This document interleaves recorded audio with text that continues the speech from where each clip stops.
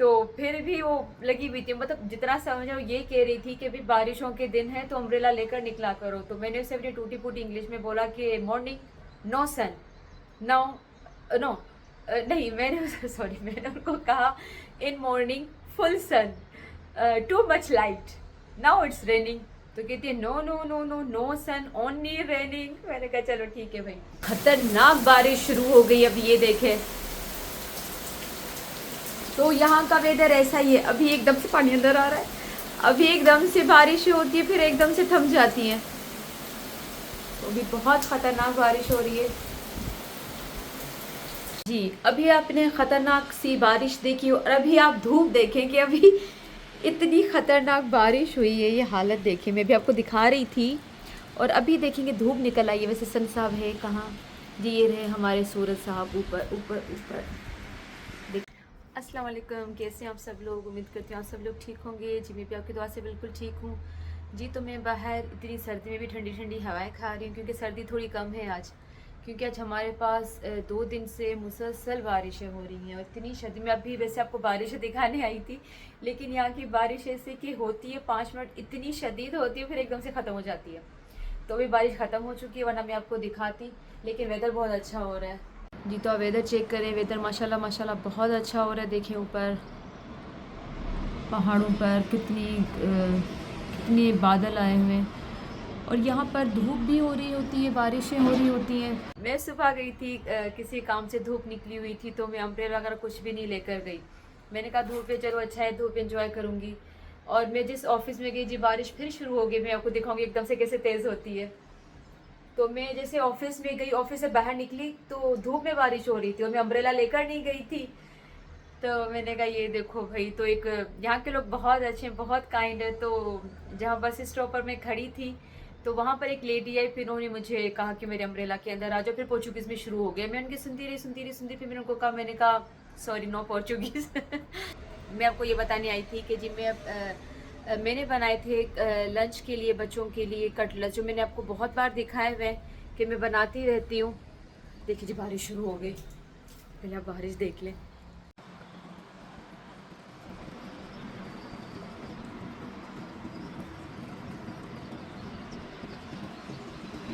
मैं अंदर चलती, जो मैं आपको बता रही थी कि मैंने बच्चों के लंच के लिए, मैं आपको बहुत बार दिखाया कि मैं कटलेट्स बनाती हूँ बच्चों के लिए। तो उसी से ही मैं 2-3 और चीज़ें बनाती हूँ। मतलब एक ही मसाले से मैं 3 चीज़ें बनाती हूँ बच्चों के लंच के लिए। तो मैंने सोचा कि मैं आपसे वो भी शेयर कर दूँ अपना, कि आप देखें कि मैं किस तरह बनाती हूँ। एक ही मसाले के साथ मैं ये कटलेट्स भी बनाती हूँ बच्चों के, जो मेरे बच्चे कभी कभी ब्रेकफास्ट में भी खा रहे होते हैं और लंच में भी लेकर जाते हैं। और दूसरा उसी से मैं बनाती हूँ पैटीज। और तीसरा बनता है ब्रेड, उसी उसी मसाले को ब्रेड के अंदर डालकर फिर उनको अंडे में फ्राई करती हूँ। तो ये भी बहुत अच्छे बनते हैं, क्योंकि हर किसी का अपना टेस्ट आता है। ब्रेड का उस मसाले के साथ अलग आता है, पैटीज का अलग आता है। ये चीज़ आप बनाकर फ्रीज भी कर सकते हैं, तो जो मैं यही करती हूँ। अभी मेरे पास फ्रीज पड़े हुए, मैं आपको दिखा देती हूँ। ये देखें, तो ये इसमें ये कटलेट्स वगैरह हैं जो फ्रीज रखे हुए हैं, और ये पैटीज हैं। तो ये 2 चीज़ें तो फ्रीज हो जाती है, जो मैं बनाकर फ्रीज कर देती हूँ। फिर मेरे ये कि आराम से चलते रहते हैं, मुझे सुबह इतनी फिर टेंशन नहीं होती। या कभी शाम को भी अगर चाहिए होता है, भाई वाले आ जाते हैं या मेरे बच्चों का मूड होता है, मेरा होता है, तो हम लोग ऐसे खा लेते हैं। तो चले मैं आपसे वो रेसिपी शेयर करती हूँ, आप भी देखिए और आपको अच्छी लगे तो मुझे फिर बताइएगा जी। तो हाफ़ के जी बोनलेस चिकन को मैंने बॉयल कर दिया था और अब इसको हाथों से थोड़ा सा खोलकर और फिर मैं इसको वाइट सॉस के साथ इसको बनाऊंगी। अच्छा, वाइट सॉस हमें वो लिक्विड की तरह नहीं बनाना, बस ये कि वाइट सॉस में बनाएंगे तो उसका टेस्ट बहुत अच्छा होगा, थोड़ा सा क्रीमी और बहुत अच्छा बनेगा। उसके लिए हमें चाहिए 2 अदद मैंने मीडियम साइज़ की प्याज ली थी और इनको चॉप कर दिया था, जैसे हम ऑमलेट के लिए प्याज काटते हैं उस तरह इसको छोटे छोटे पीस करके, और फिर हम इसको 2 टेबलस्पून ऑयल में फ्राई करेंगे। हमारे यहाँ जो यहाँ प्याज मिलती है उसमें पानी बहुत होता है, ये पानी वाली प्याज होती है, इसलिए मुझसे ब्राउन भी बहुत बुरी बनती है, इसलिए ब्राउन करती नहीं यहाँ पर।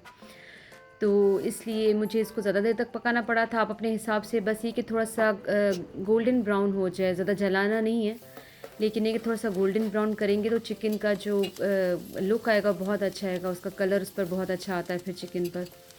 तो जब प्याज अच्छे से ब्राउन हो जाए तो आप उसके अंदर ये बोनलेस चिकन के जो रेशे करके हमने रखे थे वो आप डाल दें इसके अंदर, और उनको अच्छे से मिक्स करके इसके अंदर सिर्फ जाएगा 1.5 टीस्पून जाएगा इसमें सॉल्ट, और इतना इसमें जाएगा क्रश पेपर। इसमें लाल मिर्ची नहीं जाएगी, इसमें क्रश पेपर डालेंगे तो बहुत अच्छा लगता है। अच्छा, मैं इसमें गार्लिक पाउडर भी डालती हूँ, उसकी खुशबू बहुत अच्छी होती है, लेकिन उस टाइम मेरे पास था नहीं तो वो तो मैंने नहीं डाला, बस मैंने ये 2 चीज़ें डाली थी। और इन दोनों को अच्छे से मिक्स करके अब हम इसके अंदर डालेंगे 1/4 कप मैदा वाइट सॉस बनाने के लिए। तो मैदा डालकर इसको अच्छे से हम इसको मिक्स करेंगे, आटे को हल्का सा थोड़ा सा इसके अंदर भून लेंगे, और उसके बाद इसमें 1/2 कप हम डाल देंगे मिल्क। तो दूध डालकर बस इसको इतना पकाएंगे कि मतलब वो सॉस तो नहीं बनाना हमने, लेकिन एक इसका टेस्ट बहुत अच्छा आ जाएगा, दूध का और मैदे का इसके अंदर बहुत अच्छा टेस्ट हो जाता है। तो बस ये इतना डाल के और इनको अच्छे से मिक्स करके जब हल्का सा गोल्डन ब्राउन पूरा चिकन हो जाए तो बस, तो लास्ट में हम इसके अंदर डालेंगे मिक्स हर्ब। लेकिन मुझे इसको चलाने में बहुत प्रॉब्लम हो रही थी क्योंकि मेरा फ्राई पैन छोटा था, मुझे अंदाज़ा नहीं था, और इसलिए फिर मैंने वो स्पैचुला अपना चेंज किया कि मैं चले सही से कर सकूं। तो जी आखिर में इसमें मिक्स हर्ब डालेंगे, अगर आपके पास हो तो डालिएगा, वरना कोई बात नहीं, क्योंकि इन सब चीज़ों की जो खुशबू आती है ना बहुत अच्छी होती है, तो बहुत अच्छी लगती है ये। तो बस ये आखिर में ये भी गया, फिर तकरीबन चिकन मेरा बन गया।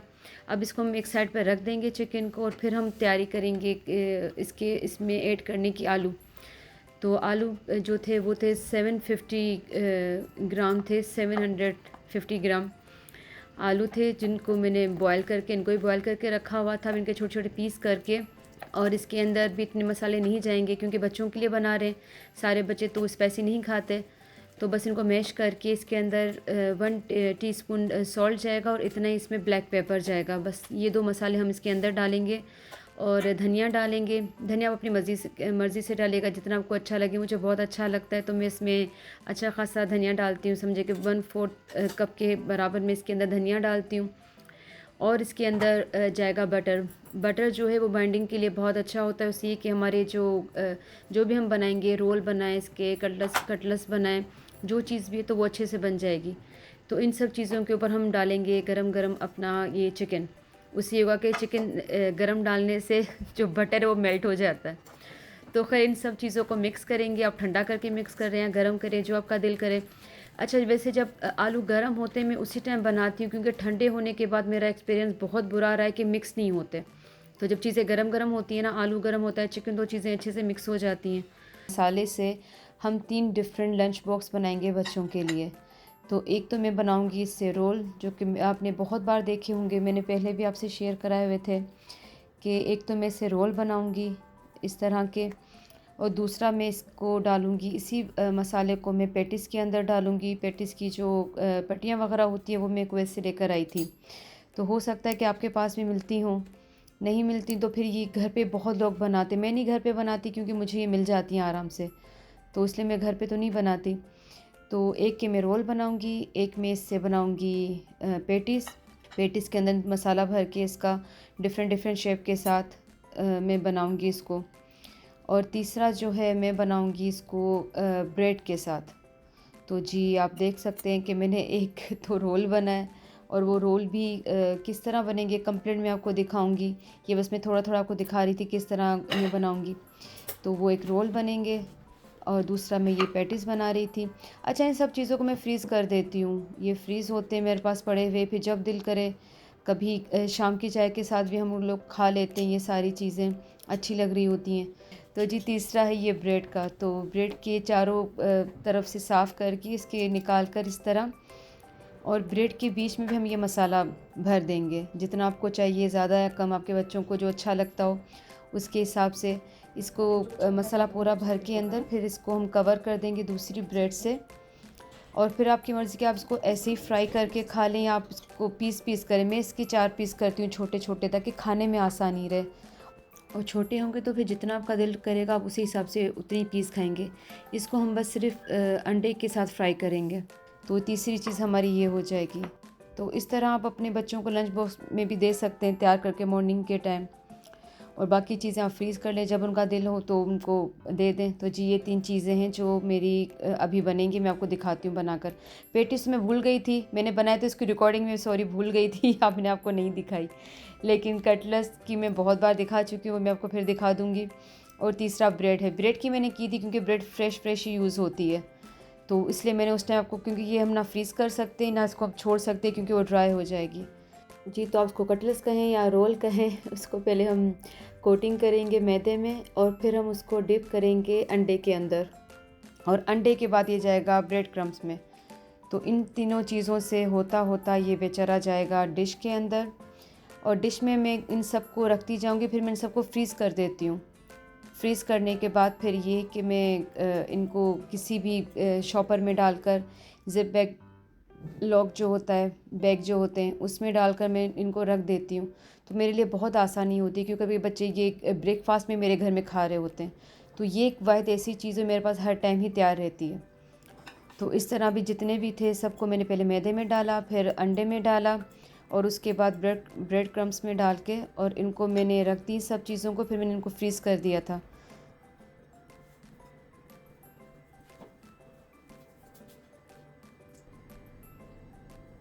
जी, तो मैंने ये फ्रीज़ कर दिए थे, फ्रीज़ हो गए, तो अब मैं इनको पैक करके बैग के अंदर रख दूँगी। फिर जब दिल करेगा खाने को लंच में, ब्रेकफास्ट में या शाम के टाइम, तो फिर ये कि मेरे ये बहुत यूज़ होते हैं। तो सबसे ज़्यादा मैं पैटीज़ से ज़्यादा, ब्रेड से ज़्यादा मैं यही बनाती हूँ, क्योंकि ब्रेड का तो ये कि उसी टाइम खाया और ख़त्म हो गया, लेकिन ये कि हमारे चलते रहते हैं और ये सबको बहुत अच्छे लगते हैं।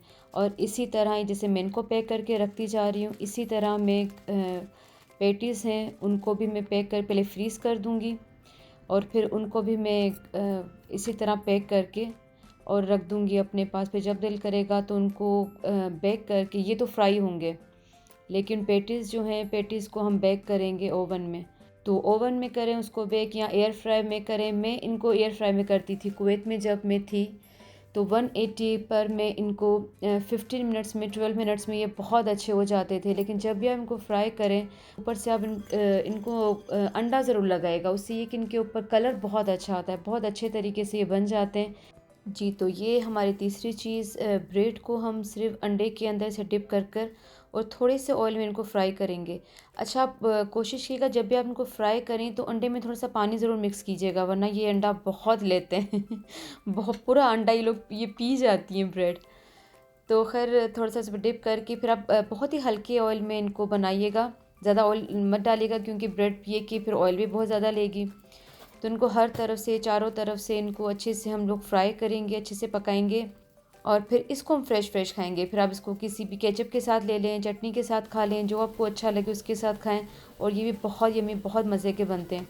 हमारे यहाँ तो ये रमज़ान में भी बहुत बनते थे कि रमज़ान में फ्रेश मसाला तो बना हुआ होता है, फ्रेश बस रोज़ बनाएं और अपना इफ्तारी में खाएं, चाहे तो सहरी में भी खा सकते हैं, इतने अच्छे बनते हैं ये।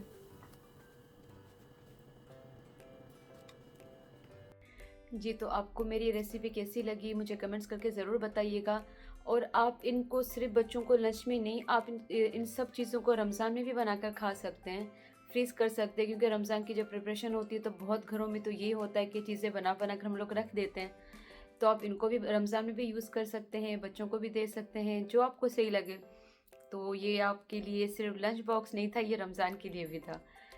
तो चलें फिर, मुझे इजाज़त दीजिए, इंशाल्लाह मिलते हैं फिर किसी और व्लॉग में। अपना ख्याल रखिएगा, मुझे अपनी दुआ में याद रखिएगा। अल्लाह हाफ़िज़।